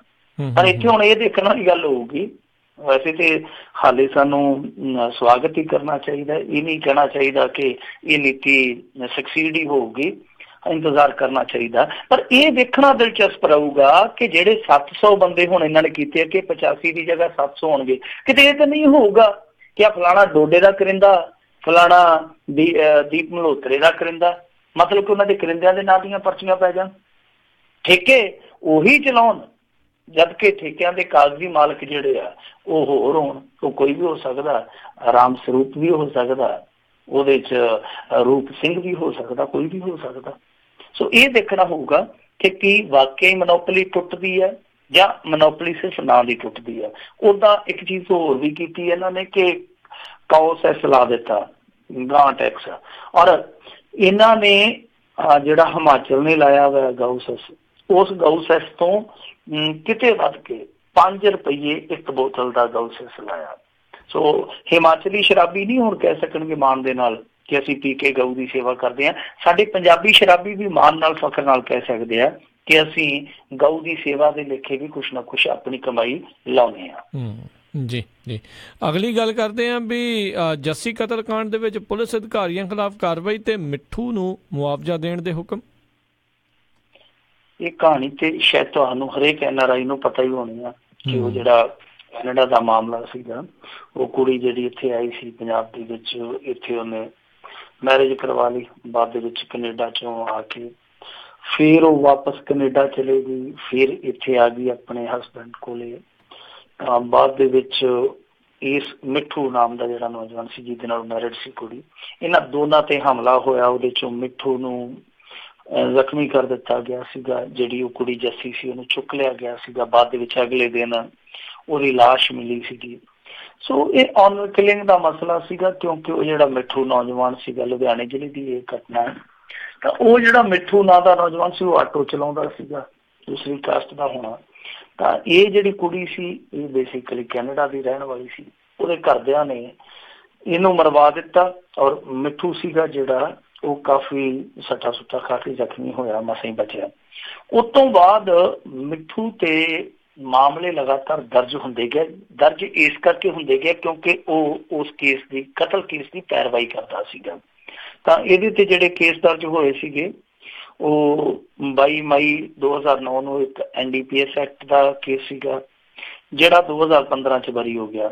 ਫਿਰ ਇੱਕ ਕੇਸ ਇਹਦੇ ਤੇ 24 ਮਈ 2009 ਨੂੰ ਲੁੱਟ ਖੋਹ ਦਾ ਹੋਇਆ, ਉਹਦੇ ਵਿੱਚ ਵੀ ਇਹ 4 ਮਈ 2017 ਨੂੰ ਜਗਰਾਵਾਂ ਦੀ ਅਦਾਲਤ ਚੋਂ ਬਰੀ ਕਰ ਦਿੱਤਾ ਗਿਆ। 4 ਅਗਸਤ 2015 ਨੂੰ ਸ਼ਰਾਬ ਪੀਣ ਲਈ, ਆ ਦੇਖੋ ਹੁਣ ਨਜਾਇਜ਼ ਕੇਸ ਕਿੱਦਾਂ ਪੈਂਦੇ ਆ, ਸ਼ਰਾਬ ਪੀਣ ਤੇ ਹੀ ਇਹਦੇ ਤੇ ਆਬਕਾਰੀ ਐਕਟ ਦਾ ਕੇਸ ਦਰਜ ਕਰ ਦਿੱਤਾ ਗਿਆ। ਤੇ ਇੱਥੇ ਤੇ ਤੁਹਾਨੂੰ ਪਤਾ ਕਿ ਕਈ ਵਾਰ ਪੁਲਿਸੀਏ ਵੀ ਵੇਚ ਤੇ ਬੋਤਲ ਰੱਖੀ ਬੈਠੇ ਹੁੰਦੇ ਆ। ਇੱਥੇ ਆ ਲਫੰਗੇ ਆ ਜਿਹੜੇ ਉਹ ਸੜਕ ਦੇ ਵਿਚਾਲੇ ਗੱਡੀ ਖਿਲਾਰ ਕੇ ਬੋਨਟ ਤੇ ਬੋਤਲਾਂ ਰੱਖ ਕੇ, ਹੁਣ ਤੇ ਗਾਣੇ ਵੀ ਚੱਲ ਪਏ ਆ ਕਿ ਪੈਂਦੇ ਭੰਗੜੇ ਕਾਰਾਂ ਦੀ ਡਿੱਗੀ ਖੋਲ ਕੇ। ਇਹ ਦੇਖੋ ਕਿ ਸ਼ਰਾਬ ਪੀਣ ਦੀ ਜਨਤਕ ਥਾਂ ਤੇ ਸ਼ਰਾਬ ਪੀ ਰਿਹਾ ਸੀ, ਉਹਦੇ ਤੇ ਪਰਚਾ ਦਰਜ ਕਰ ਦਿੱਤਾ। ਫਿਰ 9 ਦਸੰਬਰ 2015 ਨੂੰ ਇਹਨੂੰ ਘਰੋਂ ਚੁੱਕਿਆ ਗਿਆ ਤੇ ਇਹਦੇ ਤੇ ਇੱਕ ਹੋਰ NDPS ਐਕਟ ਦਾ ਮੁਕੱਦਮਾ ਦਰਜ ਕਰ ਦਿੱਤਾ ਗਿਆ ਕਿ ਇਹ ਨਸ਼ੀਲੀਆਂ ਦਵਾਈਆਂ ਲੈ ਕੇ ਆ ਰਿਹਾ ਸੀਗਾ। ਇਸ ਤਰ੍ਹਾਂ ਮੁਕੱਦਮੇ ਇਹਦੇ ਤੇ ਦਰਜ ਕੀਤੇ ਗਏ ਸੀਗੇ। ਇਹ ਫਿਰ ਹੁਣ ਕਮਿਸ਼ਨ ਕੋਲੇ ਪਹੁੰਚਿਆ। ਕਮਿਸ਼ਨ ਨੇ ਇਹ ਜਿਹੜੇ ਮੁਕੱਦਮੇ ਸੀਗੇ ਸਾਰੇ ਝੂਠੇ ਪਾਏ ਆ ਔਰ ਹੁਕਮ ਦਿੱਤਾ ਵਾ ਕਿ ਇਹਨੂੰ ਮੁਆਵਜ਼ਾ ਦਿੱਤਾ ਜਾਵੇ। ਦੂਸਰੀ ਜਿਹੜੀ ਕੇਸ ਦੀ ਪ੍ਰੋਸੀਡਿੰਗ ਹੈ ਉਹ ਤੁਹਾਨੂੰ ਪਤਾ ਹੀ ਹੈ, ਉਹ ਇਹਦਾ ਮਾਮਾ ਜਿਹੜਾ ਕੁੜੀ ਦਾ ਸੀਗਾ ਔਰ ਇਹਦੀ ਮਾਂ, ਇਹਨੂੰ ਲਿਆਂਦਾ ਜਾ ਰਿਹਾ ਸੀ ਕੈਨੇਡਾ ਤੋਂ। ਆ ਪਿਛਲੇ ਸਾਲ ਦੀ ਗੱਲ ਆ। ਐਨ ਮੌਕੇ ਤੇ ਉਹਨਾਂ ਨੇ ਟੋਰਾਂਟੋ ਏਅਰਪੋਰਟ ਤੋਂ ਲਾ ਲਿਆ ਸੀ ਉਹਨਾਂ ਨੂੰ ਕੈਨੇਡਾ ਵਾਲਿਆਂ ਨੇ, ਕਿਉਂਕਿ ਉਹਨਾਂ ਨੂੰ ਲੱਗਦਾ ਸੀਗਾ ਕਿ ਸ਼ਾਇਦ ਜੋ ਚੀਜ਼ਾਂ ਸੋਸ਼ਲ ਮੀਡੀਆ ਤੇ ਦਿਖਾਈ ਦੇ ਰਹੀਆਂ, ਜੋ ਚਰਚਾਵਾਂ ਚੱਲਦੀਆਂ ਕਿ ਇਹਨਾਂ ਨੂੰ ਜੋ ਤੈਅਸ਼ੁਦਾ ਸਜ਼ਾ ਕਿ ਇਸ ਤੈਅਸ਼ੁਦਾ ਸਜ਼ਾ ਤੋਂ ਵੱਧ ਸਜ਼ਾ ਨਹੀਂ ਦਿੱਤੀ ਜਾ ਸਕਦੀ, ਤਾਂ ਹੋ ਸਕਦਾ ਇੰਡੀਆ ਲਿਜਾ ਕੇ ਉਸ ਸਜ਼ਾ ਤੋਂ ਵਧਾ ਕੇ ਸਜ਼ਾ ਦਿੱਤੀ ਜਾਵੇ। ਉਹਨਾਂ ਨੂੰ ਉਤਾਰ ਲਿਆ ਗਿਆ ਸੀਗਾ। ਉਦੋਂ ਵੀ ਬੜੀ ਚਰਚਾ ਹੋਈ ਸੀਗੀ। ਉਹ ਕੇਸ ਵੱਖਰਾ ਹੈ। ਵੈਸੇ ਇੱਥੇ ਕੁਛ ਬੰਦੇ ਫੜੇ ਵੀ ਗਏ ਸੀ ਇਸ ਮਾਮਲੇ ਦੇ ਵਿੱਚ, ਕਿਉਂਕਿ ਕੁੱਲ 7 ਜਣੇ ਨਾਮਜ਼ਦ ਹੋਏ ਸੀਗੇ। ਕੈਨੇਡਾ ਪੁਲਿਸ ਨੇ ਅੱਡ ਇਨਵੈਸਟੀਗੇਸ਼ਨ ਕੀਤੀ ਸੀ, ਪੰਜਾਬ ਪੁਲਿਸ ਨੇ ਅੱਡ ਇਨਵੈਸਟੀਗੇਸ਼ਨ ਕੀਤੀ ਸੀ। ਸੋ ਉਹ ਮਾਮਲਾ ਅੱਡ ਸੀਗਾ। ਪਰ ਇਹ ਮਾਮਲਾ ਜਿਹੜਾ ਮਿੱਠੂ ਦਾ ਉਹ ਹੈ ਫੇਕ ਕੇਸ ਜਿਹੜੇ ਇਹਦੇ ਤੇ ਦਰਜ ਕੀਤੇ ਗਏ। ਹੁਣ ਇੱਕ ਤੇ ਕੇਸ ਜਿਹੜੇ ਆ ਉਹ ਰੱਦ ਹੋਣਗੇ, ਦੂਸਰਾ ਇਹਨੂੰ ਮੁਆਵਜ਼ਾ ਮਿਲੂਗਾ। ਪਰ ਸਭ ਤੋਂ ਵੱਡੀ ਗੱਲ ਤੇ ਇਹ ਆ ਕਿ ਇਹ ਸਕੂਨ ਦੇਣ ਲਈ ਤੇ ਠੀਕ ਹੈ, ਰਾਹਤ ਦੇਣ ਲਈ ਤੇ ਠੀਕ ਹੈ। ਜਿਹੜੀਆਂ ਮੁਆਵਜ਼ੇ ਵਾਲੀਆਂ ਗੱਲਾਂ ਨੇ ਨਾ, ਬਹਰਹਾਲ ਇਹ ਝੂਠੀਆਂ ਲੱਗਦੀਆਂ। ਕਿਉਂ? ਕਿਉਂਕਿ ਦੇਖੋ ਜਸਟਿਸ ਮਹਿਤਾਬ ਸਿੰਘ ਗਿੱਲ ਹੋ ਰਹੀ ਹੈ, ਉਹਨਾਂ ਨੇ ਕਈ ਕੇਸਾਂ ਦੇ ਵਿੱਚ ਸਿਫਾਰਿਸ਼ ਕਰਨੀ ਹੈ ਕਿ ਆਹ ਕੇਸ ਰੱਦ ਕਰ ਦਿਓ, ਆਹ ਕੇਸ ਝੂਠਾ ਸੀਗਾ, ਇਹਦੀ ਈਵਜ਼ ਦੇ ਵਿੱਚ ਇਸ ਬੰਦੇ ਨੂੰ ਇੰਨਾ ਹਰਜਾਨਾ ਦਿਓ। ਤੁਸੀਂ ਅੱਜ ਤੱਕ ਇੱਕ ਵੀ ਕੇਸ ਚੱਕ ਕੇ ਦਿਖਾ ਦਿਓ ਜਿਹਦੇ ਵਿੱਚ ਉਹ ਹਰਜਾਨਾ ਕੈਪਟਨ ਸਰਕਾਰ ਨੇ ਪੇ ਕਰਵਾਇਆ ਹੋਵੇ। ਪੁਲਿਸ ਨੇ ਪੇ ਕਰਨਾ ਔਰ ਉਹ ਸਿਰਫ ਤੇ ਸਿਰਫ ਇੱਕ ਰਸਮ ਮਾਤਰ ਬਣ ਕੇ ਰਹਿ ਗਈ। ਕਿਸੇ ਨੇ 30,000 ਲੈਣਾ ਸੀ, ਕਿਸੇ ਨੇ 25,000 ਲੈਣਾ ਸੀ, ਕਿਸੇ ਨੇ 50,000। ਇੱਕ ਵੀ ਕੇਸ ਹੁਣ ਤੱਕ ਮੇਰੀਆਂ ਨਜ਼ਰਾਂ 'ਚ ਨਹੀਂ ਆਇਆ ਜਿਹਦੇ 'ਚ ਇਹ ਹਰਜਾਨਾ ਜਿਹੜਾ ਉਹ ਪੁਲਿਸ ਵੱਲੋਂ ਪੇ ਕੀਤਾ ਗਿਆ ਹੋਵੇ। ਸੋ ਇਹ ਹੈ ਇੱਕ ਖਾਨਾ ਪੂਰਤੀ। ਪਰ ਸਭ ਤੋਂ ਵੱਡੀ ਗੱਲ ਹੈ ਕਿ ਕੇਸ ਰੱਦ ਹੋ ਰਿਹਾ। ਉਦਾਂ ਚੇਤਾ ਮੈਨੂੰ ਆ ਗਿਆ ਜਾਂਦਾ ਜਾਂਦਾ, ਮੈਂ ਉਹ ਵੀ ਤੁਹਾਨੂੰ ਅਪਡੇਟ ਕਰਾ ਦੇਵਾਂ ਜੀ ਕਿ ਸੁਣਨ ਦੇ ਵਿੱਚ ਆਇਆ ਕਿ ਸੁਖਪਾਲ ਸਿੰਘ ਖਹਿਰਾ ਦੇ ਕੇਸ ਜਿਹੜੇ ਆ ਉਹ ਵੀ ਸ਼ਾਇਦ ਰੱਦ ਹੋ ਜਾਣਗੇ ਆਉਣ ਵਾਲੇ ਦਿਨਾਂ 'ਚ, ਕਿਉਂਕਿ 6ਵੀਂ ਰਿਪੋਰਟ ਜਿਹੜੀ ਆ ਮਹਿਤਾਬ ਸਿੰਘ ਗਿੱਲ ਹੋਰੀ ਸੌਂਪਣ ਜਾ ਰਹੀ ਸਰਕਾਰ ਨੂੰ। ਦੱਸਦੇ ਉਹਦੇ 'ਚ ਸਿਮਰਨਜੀਤ ਸਿੰਘ ਮਾਨ ਤੇ ਸੁਖਪਾਲ ਸਿੰਘ ਖਹਿਰਾ ਲਈ ਵੀ ਰਾਹਤ ਦਾ ਤੋਹਫਾ ਹੈ। ਸੋ ਇਹਨਾਂ ਨੂੰ ਵੀ ਰਾਹਤ ਮਿਲ ਜਾਊਗੀ। ਉਦਾਂ ਵੈਸੇ ਵਿਚਿੱਤਰ ਜੀ ਗੱਲ ਆ ਨਾ ਕਿ ਸੁਖਪਾਲ ਸਿੰਘ ਖਹਿਰਾ ਉਹ ਨਾਰੰਗ ਕਮਿਸ਼ਨ ਤੇ ਕਹਿੰਦਾ ਕਿ ਬੋਗਸ ਕਮਿਸ਼ਨ ਆ, ਤੇ ਜਿਹੜਾ ਮਹਿਤਾਬ ਸਿੰਘ ਗਿੱਲ ਕਮਿਸ਼ਨ ਜਿਹਦੇ ਕੋਲ ਆਪ ਉਹ ਫਰਿਆਦੀ ਆ ਉਹ ਕਹਿੰਦਾ ਕਿ ਇਹ ਬੜਾ ਵਧੀਆ ਕਮਿਸ਼ਨ ਆ, ਇਹਨੂੰ ਪੱਕਾ ਹੀ ਰੱਖ ਦਿਓ। ਸੋ ਇਹ ਵੀ ਉਸੇ ਤਰ੍ਹਾਂ ਦੀ ਲਗਭਗ ਸਿਆਸਤ ਹੈ ਜਿਵੇਂ ਉਹ ਇੱਕ ਵਾਰੀ ਮੋਤੀ ਮਹਿਲ 'ਚ ਗਏ ਤੇ ਉੱਥੇ ਕਹਿੰਦੇ ਸੀ ਕਿ ਕੈਪਟਨ ਸੰਤ ਸਿਆਸਤਦਾਨ ਆ, ਤੇ ਜਦੋਂ ਬਾਹਰ ਆ ਗਏ 2 ਦਿਨਾਂ ਬਾਅਦ ਕਹਿੰਦੇ ਇਹਦੇ ਵਰਗਾ ਤਾਂ ਫਰੌਡੀ ਕੋਈ ਨਹੀਂ ਹੈ। ਸੋ ਇਸੇ ਤਰ੍ਹਾਂ ਦੀ ਰਾਜਨੀਤੀ ਚੱਲਦੀ ਰਹਿੰਦੀ ਹੈ। ਪਰ ਜਿਹੜਾ ਸੁਖਪਾਲ ਸਿੰਘ ਖਹਿਰਾ ਦਾ ਮਾਮਲਾ ਨਾ ਡਰੱਗ ਵਾਲਾ, ਉਹਨੂੰ ਅਲੱਗ ਰੱਖਿਓ, ਕਿਉਂਕਿ ਸੁਖਪਾਲ ਖਹਿਰਾ ਤੇ ਹੋਰ ਵੀ ਕੇਸ ਜਿਹੜੇ ਆ ਦਰਜ ਕੀਤੇ ਗਏ ਸੀ, ਜਿੱਦਾਂ ਤਰਪਾਲ ਚੋਰੀ ਵਾਲਾ। ਸੋ ਉਹ ਡਰੱਗ ਦਾ ਕੇਸ ਕਿਉਂਕਿ ਅਦਾਲਤ 'ਚੋਂ ਦਰਜ ਹੋਇਆ, ਅਦਾਲਤ ਨੇ ਉਹ ਕਾਰਵਾਈ ਸ਼ੁਰੂ ਕਰਾਈ ਹੈ, ਉਹ ਕੇਸ ਅਡਰਾ ਹੈ। ਜਿਹੜੇ ਦੂਸਰੇ ਕੇਸ ਸੀ ਮੈਂ ਉਹਨਾਂ ਦੀ ਗੱਲ ਕਰਦਾ ਪਿਆ। ਜੀ ਜੀ ਜੀ। ਅਗਲੀ ਜਿਹੜੀ ਗੱਲ ਕਰੀਏ, ਥਰਮਲ ਕਾਮਿਆਂ ਨੂੰ ਮਿਲੀਆਂ ਧਮਕੀਆਂ, ਹਥਿਆਰਬੰਦ ਡਰਾਵਾ ਦੇਣ ਲਈ ਪਹੁੰਚੇ। ਦੇਖੋ ਇਹ ਰਾਤ ਘਟਨਾ ਵਾਪਰੀ, ਤੁਹਾਨੂੰ ਯਾਦ ਆ ਕਿ ਬਠਿੰਡਾ ਦਾ ਥਰਮਲ ਇਹਨਾਂ ਨੇ ਬੰਦ ਕਰ ਦਿੱਤਾ ਔਰ ਉਸ ਤੋਂ ਬਾਅਦ ਸੰਘਰਸ਼ ਜਿਹੜਾ ਨਿਰੰਤਰ ਉੱਥੇ ਚੱਲਦਾ ਪਿਆ। ਕਾਮੇ ਆ ਜਿਹੜੇ ਉਹ ਇਸ ਥਰਮਲ ਨੂੰ ਚਲਾਉਣ ਦੇ ਹੱਕ 'ਚ ਕਹਿੰਦੇ ਆ ਕਿ ਥਰਮਲ ਬੰਦ ਨਹੀਂ ਹੋਣਾ ਚਾਹੀਦਾ, ਕਿਉਂਕਿ ਇਹਨੂੰ ਰੈਗੂਲੇਟ ਕੀਤਾ ਗਿਆ, ਬਹੁਤ ਸਾਰਾ ਪੈਸਾ ਖਰਚਿਆ ਗਿਆ ਔਰ ਇਹਦੀ ਮਿਆਦ ਜਿਹੜੀ ਹੈ ਹਾਲੇ 8-10 ਸਾਲ ਬਕਾਇਆ ਪਈ, ਇਹਨੂੰ ਚਲਾਓ ਤੁਸੀਂ। ਔਰ ਇਹਦੀ ਜਿਹੜੀ ਕਾਸਟ ਹੈ, ਪ੍ਰੋਡਕਸ਼ਨ ਕਾਸਟ ਹੈ ਜਿਹੜੀ, ਉਹ ਤੁਸੀਂ ਐਵੇਂ ਵਧਾ ਚੜਾ ਕੇ ਦੱਸਦੇ ਹੋ, ਇਹਦੀ ਪ੍ਰੋਡਕਸ਼ਨ ਕਾਸਟ ਜਿਹੜੀ ਆ ਬੜੀ ਸਸਤੀ ਪੈਂਦੀ ਹੈ ਪਰ ਯੂਨਿਟ। ਤਾਂ ਖੈਰ ਹੁਣ ਇਸ ਮਾਮਲੇ 'ਚ ਇੱਕ ਬੜਾ ਹੈਰਾਨ ਕਰਨ ਵਾਲਾ ਵਰਤਾਰਾ ਵਾਪਰਿਆ ਕਿ ਜਦੋਂ ਕੱਲ ਰਾਤੀ ਉਹ ਕਾਮੇ ਸਾਰੇ ਉੱਥੇ ਬੈਠੇ ਸਨ ਜਿੱਥੇ ਉਹਨਾਂ ਨੇ ਆਪਣਾ ਬੇਸ ਕੈਂਪ ਬਣਾਇਆ ਪ੍ਰੋਟੈਸਟ ਕਰਨ ਦਾ, ਤਾਂ ਉੱਥੇ ਦੱਸਦੇ ਇੱਕ ਗੱਡੀ ਤੇ ਕੁਛ ਬੰਦੇ ਸਵਾਰ ਹੋ ਕੇ ਆਏ ਆ ਤੇ ਉਹਨਾਂ ਨੇ ਆ ਕੇ ਪਹਿਲਾਂ ਤੇ ਇਹਨਾਂ ਨੂੰ ਗਾਲ ਮੰਦਾ ਕੀਤਾ, ਫਿਰ ਧਮਕੀਆਂ ਦਿੱਤੀਆਂ ਕਿ ਇੱਥੋਂ ਧਰਨਾ ਚੁੱਕ ਲਓ। ਕੁਛ ਸੱਜਣ ਤੇ ਵੀ ਕਹਿੰਦੇ ਆ ਕਿ ਉੱਥੇ ਗੋਲੀ ਵੀ ਚਲਾਈ ਗਈ ਹੈ, ਕਿਉਂਕਿ ਜਦੋਂ ਕਾਮਿਆਂ ਨੇ ਵਿਰੋਧ ਕੀਤਾ ਉਹਨਾਂ ਨੇ 1-2 ਫਾਇਰ ਵੀ ਕੀਤੇ ਆ। ਬਹੁਤ ਵੱਡੇ ਵਕੀਲ ਆ ਵੈਸੇ, ਕਮਿਊਨਿਸਟ ਵਿਚਾਰਧਾਰਾ ਵਾਲੇ ਆ, ਨਰਿੰਦਰ ਕੁਮਾਰ ਜੀਤ, ਉਹਨਾਂ ਨੇ ਫੇਸਬੁੱਕ ਤੇ ਵੀ ਲਿਖਿਆ ਇਸ ਗੱਲ ਦਾ, ਸਪੈਸ਼ਲੀ ਜ਼ਿਕਰ ਕੀਤਾ। ਉਹ ਕਹਿੰਦੇ ਆ ਕਿ CH012068 ਉਹ ਗੱਡੀ ਸੀਗੀ ਔਰ ਇਹਨਾਂ ਨੇ ਫਾਇਰ ਕੀਤੇ ਬਕਾਇਦਾ, ਔਰ ਉਹਨਾਂ ਨੇ ਤਾਂ ਸਿੱਧੇ ਤੌਰ ਤੇ ਇਸ਼ਾਰਾ ਕੀਤਾ ਕੈਪਟਨ ਅਮਰਿੰਦਰ ਸਿੰਘ ਦੀ ਕੈਬਨਿਟ ਦੇ ਮੰਤਰੀ ਮਨਪ੍ਰੀਤ ਸਿੰਘ ਬਾਦਲ ਦੇ ਰਿਸ਼ਤੇਦਾਰਾਂ ਵੱਲੋਂ। ਉਹ ਕਹਿੰਦੇ ਆ ਕਿ ਇੱਕ ਦਿਨ ਪਹਿਲਾਂ ਹੀ ਇਹਨਾਂ ਦੀ ਕੋਠੀ ਦੇ ਕੋਲ ਜਾ ਕੇ ਉੱਥੇ ਪੁਤਲਾ ਸਾੜਿਆ ਗਿਆ ਸੀਗਾ ਔਰ ਕਾਫੀ ਦਫਾ ਮਨਪ੍ਰੀਤ ਸਿੰਘ ਬਾਦਲ ਦਾ ਘਿਰਾਓ ਕੀਤਾ ਗਿਆ ਨਾਕਾਮਿਆਂ ਵੱਲੋਂ। ਤਾਂ ਜਿਹੜੇ ਉਹ ਆਏ ਆ ਸਪੋਰਟਰ, ਉਹ ਸਪੋਰਟਰ ਇਸੇ ਮੰਤਰੀ ਦੇ ਸਨ। ਹੁਣ ਸੱਚਾਈ ਕੀ ਹੈ, ਹਕੀਕਤ ਕੀ ਹੈ, ਤੇ ਜਾਂਚ ਪੜਤਾਲ ਦਾ ਵਿਸ਼ਾ ਪੁਲਿਸ ਜਾਂਚ ਪੜਤਾਲ ਕਰਦੀ ਪਈ ਆ ਕਿ ਜਿਹੜਾ ਗੱਡੀ ਦਾ ਨੰਬਰ ਦੱਸਿਆ ਜਾ ਰਿਹਾ ਉਹ ਗੱਡੀ ਕਿਹਦੀ ਆ, ਇਹ ਤਫਤੀਸ਼ ਜਾਰੀ ਆ। ਪਰ ਜੋ ਵਾਪਰਿਆ ਉਹਦੇ ਵਿੱਚ ਹੁਣ ਦੇਖੋ, ਇਹ ਗੱਲ ਤੇ ਅਕਾਲੀਆਂ ਤੋਂ ਵੀ ਗਾਂਹ ਚਲੇ ਗਈ ਆ। ਅਕਾਲੀ ਧਰਨਾ ਚੁਕਾਉਣ ਲਈ ਜਾਂ ਧਰਨਾ ਚੁੱਕਣ ਲਈ ਤੁਹਾਨੂੰ ਪਤਾ ਕਈ ਵਾਰ ਹੱਥ ਵੀ ਚੁੱਕ ਲੈਂਦੇ ਸਨ। ਇਹਨਾਂ ਦਾ ਇੱਕ ਮੰਤਰੀ ਵੀਡੀਓ ਦੇ ਵਿੱਚ ਤੁਸੀਂ ਦੇਖਿਆ ਹੋਣਾ ਕੀ ਕਰਦਾ ਪਿਆ ਸੀ ਬੇਰੁਜ਼ਗਾਰਾਂ ਦੇ ਨਾਲ, ਪਰ ਇਹ ਤੇ ਹੁਣ ਗੋਲੀਆਂ ਚਲਾਉਣ ਤੱਕ ਚਲੇ ਗਏ ਆ। ਹੱਦ ਵਾਲੀ ਗੱਲ ਹੈ ਕਿ ਹਰੇਕ ਰਿਕਾਰਡ ਅਕਾਲੀਆਂ ਦੇ ਤੋੜਨ ਨੂੰ ਫਿਰਦੇ ਆ, ਇਹ ਗਲਤ ਗੱਲ ਹੈ। ਦੇਖੋ ਤੁਸੀਂ ਥਰਮਲ ਚਲਾਉਣਾ ਜਾਂ ਨਹੀਂ ਚਲਾਉਣਾ ਉਹ ਸਰਕਾਰ ਦੀ ਪਾਲਿਸੀ ਦਾ ਹਿੱਸਾ ਹੈ, ਪਰ ਇਸ ਤਰ੍ਹਾਂ ਜੇ ਕੋਈ ਸੰਵਿਧਾਨਕ ਅਧਿਕਾਰ ਨੂੰ ਵਰਤ ਕੇ ਪ੍ਰੋਟੈਸਟ ਕਰਦਾ ਪਿਆ, ਆਹ ਧਮਕੀਆਂ ਦੇਣ ਵਾਲਾ ਮਾਜਰਾ ਤੇ ਨਵਾਂ ਹੀ ਸਾਹਮਣੇ ਆ ਗਿਆ। ਹੁਣ ਮੈਂ ਨਹੀਂ ਕਹਿੰਦਾ ਕਿ ਕਿਸੇ ਮੰਤਰੀ ਦੇ ਘਰੋਂ ਵਾਕਿਆ ਗੱਡੀ ਭਰ ਕੇ ਆਈ ਹੋਊਗੀ, ਹੋ ਸਕਦਾ ਹੇਠਲੇ ਪੱਧਰ ਤੇ ਕਿਸੇ ਨੇ ਹਰਕਤ ਕਰ ਦਿੱਤੀ ਹੋਵੇ, ਪਰ ਜਿਹਨੇ ਵੀ ਹਰਕਤ ਕੀਤੀ ਹੈ ਬਹੁਤ ਗਲਤ ਹਰਕਤ ਕੀਤੀ ਹੈ। ਇਹ ਬੰਦੇ ਅਰੈਸਟ ਹੋਣੇ ਚਾਹੀਦੇ ਆ। ਇਹ ਪਤਾ ਲੱਗਣਾ ਚਾਹੀਦਾ ਕਿ ਕੀ ਇਹ ਆਪਣੀ ਮਨਮਰਜ਼ੀ ਨਾਲ ਆਏ ਸਨ ਜਾਂ ਫਿਰ ਉੱਤੋਂ ਥਾਪੀ ਦੇ ਕੇ ਘਲਾਏ ਗਏ ਸਨ। ਤੇ ਜੇ ਉੱਤੋਂ ਥਾਪੀ ਦੇ ਕੇ ਘਲਾਏ ਗਏ ਆ ਕਿ ਹਰੇਕ ਥਾਂ ਤੇ ਖੱਜਲ ਖੁਆਰੀ ਕਿਹੜੀ ਕਰਦੇ ਆ, ਤਾਂ ਮੇਰੇ ਖਿਆਲ ਦੇ ਨਾਲ ਬਹੁਤ ਵੱਡੀ ਗੱਲ ਆ। ਫਿਰ ਇਹਦੇ ਲਈ ਸਾਰਿਆਂ ਨੂੰ ਜਵਾਬਦੇਹ ਹੋਣਾ ਚਾਹੀਦਾ, ਜਿਹੜੇ ਜ਼ਿੰਮੇਵਾਰ ਲੋਕ ਆ। ਬਹਰਹਾਲ ਮਨਪ੍ਰੀਤ ਬਾਦਲ ਦਾ ਹਾਲੇ ਤੱਕ ਇਸ ਮਾਮਲੇ 'ਚ ਕੋਈ ਪੱਖ ਨਹੀਂ ਆਇਆ। ਨਰਿੰਦਰ ਕੁਮਾਰ ਜੀਤ ਹੋਰਾਂ ਨੇ ਇਹ ਪੋਸਟ ਵੀ ਪਾਈ ਆ ਫੇਸਬੁੱਕ ਤੇ। ਦੂਸਰੇ ਪਾਸੇ ਖਬਰ ਇਹ ਪੂਰੀ ਟ੍ਰੈਂਡ ਕਰਦੀ ਪਈ ਆ ਕਿ ਪ੍ਰੋਟੈਸਟ ਕਰਦੇ ਕਾਮਿਆਂ ਤੇ ਇਹਨਾਂ ਨੇ ਜਾ ਕੇ ਉੱਥੇ ਧਮਕੀਆਂ ਦਿੱਤੀਆਂ। ਫਾਇਰਿੰਗ ਕਰਨ ਵਾਲੀ ਜਿਹੜੀ ਗੱਲ ਹੈ ਉਹਦੀ ਹਾਲੇ ਤੱਕ ਅਧਿਕਾਰਤ ਤੌਰ ਤੇ ਪੁਸ਼ਟੀ ਨਹੀਂ ਹੋਈ, ਪਰ ਨਰਿੰਦਰ ਕੁਮਾਰ ਜੀਤ ਜਿਹੜੇ ਵਕੀਲ ਹੈ, ਪੇਸ਼ੇ ਤੋਂ ਐਡਵੋਕੇਟ ਹੈ, ਉਹ ਇਸ ਗੱਲ ਦੀ ਪੁਸ਼ਟੀ ਕਰਦੇ ਕਿ ਫਾਇਰਿੰਗ ਉੱਥੇ ਹੋਈ ਆ, 1-2 ਫਾਇਰ ਹੋਏ ਆ। ਜੀ ਜੀ।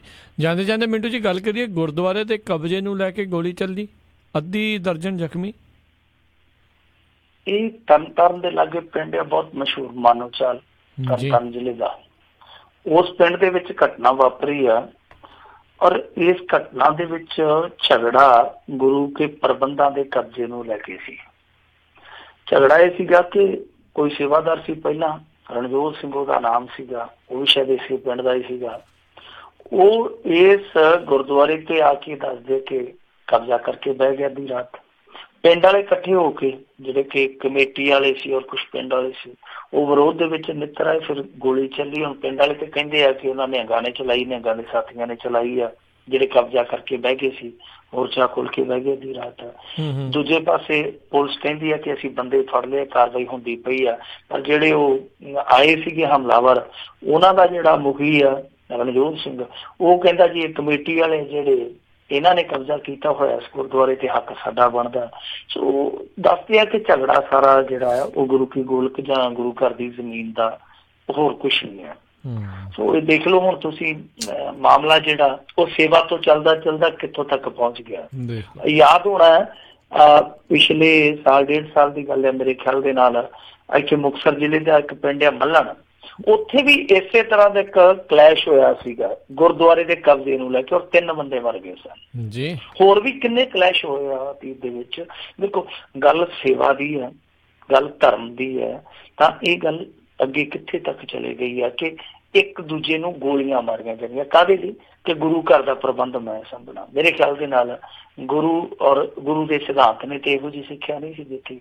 ਕਹਿ ਸਕਦੇ ਹਾਂ ਇਹ ਨਹੀਂ ਬਾਬੇ ਨਾਨਕ ਸਿਖਾਇਆ, ਉਹਦੇ ਸੇਵਾ ਦੇ ਪੁੰਜ ਸਨ, ਉਹ ਤੇ ਮਨੁੱਖਤਾ ਨੂੰ ਚਾਹਣ ਵਾਲੇ ਲੋਕ ਸਨ, ਕਾਇਨਾਤ ਨੂੰ ਪਿਆਰ ਕਰਨ ਵਾਲੇ ਲੋਕ ਸਨ। ਪਰ ਇਹ ਦੇਖ ਲਓ ਇੱਕ ਸਿਰਫ ਤੇ ਸਿਰਫ ਮਾਇਆ ਨੂੰ ਪਿਆਰ ਕਰਨ ਵਾਲੇ ਲੋਕ ਆ, ਔਰ ਉਸ ਮਾਇਆ ਨੂੰ ਹਾਸਿਲ ਕਰਨ ਲਈ ਇਹ ਕਿਸੇ ਦੀ ਵੀ ਕਾਇਆ ਪਲਟਣ ਤੱਕ ਚਲੇ ਜਾਂਦੇ ਆ, ਚਾਹੇ ਉੱਧਰੋਂ ਹੋਣ ਚਾਹੇ ਉੱਧਰੋਂ ਹੋਣ।